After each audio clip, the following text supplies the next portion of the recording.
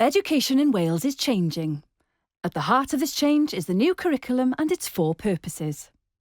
Schools will have much more freedom to design school-level curriculum through pedagogical approaches that respond to local needs and the learning needs of all pupils. So the new curriculum and the need to develop a school-level curriculum will call on all practitioners to revisit and refresh their skills to bring it to life successfully for pupils.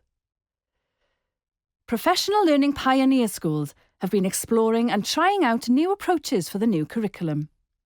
In Wales, we are designing a fresh, evidence-informed national approach to professional learning.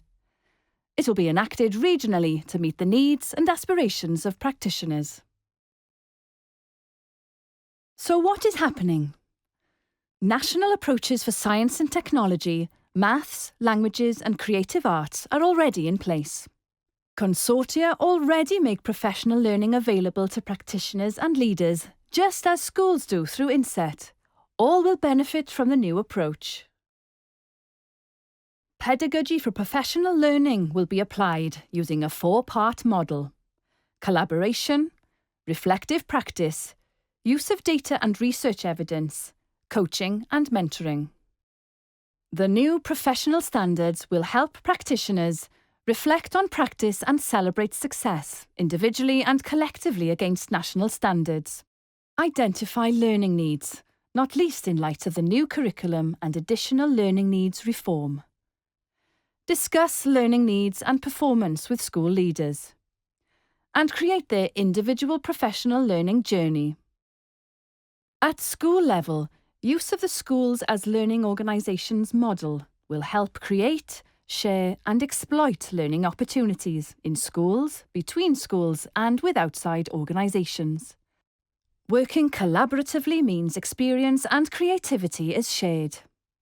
Learning is most effective when teachers, leaders and schools work together across clusters and networks to identify and address their needs. And schools can assess how well they're embedding the culture and behaviours by using the SLO self-assessment surveys and evaluating their strengths and areas for development, which can be shared with other schools if they choose. Taking account of all this, a professional learning blend will be available through the regions, universities and other providers. It will be flexible, accessible and grounded in practice. Learning could be a combination of approaches: live, outside the classroom, instructional or collaborative. Online, accessed digitally, also for communication and collaboration. Classroom, practice-based, often driven by action or practice research. Coached, focusing on practitioners' specific personal needs.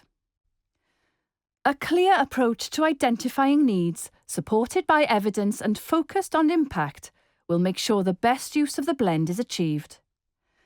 Meanwhile, a wider range of professional learning will be accredited for qualifications and recognised for its value.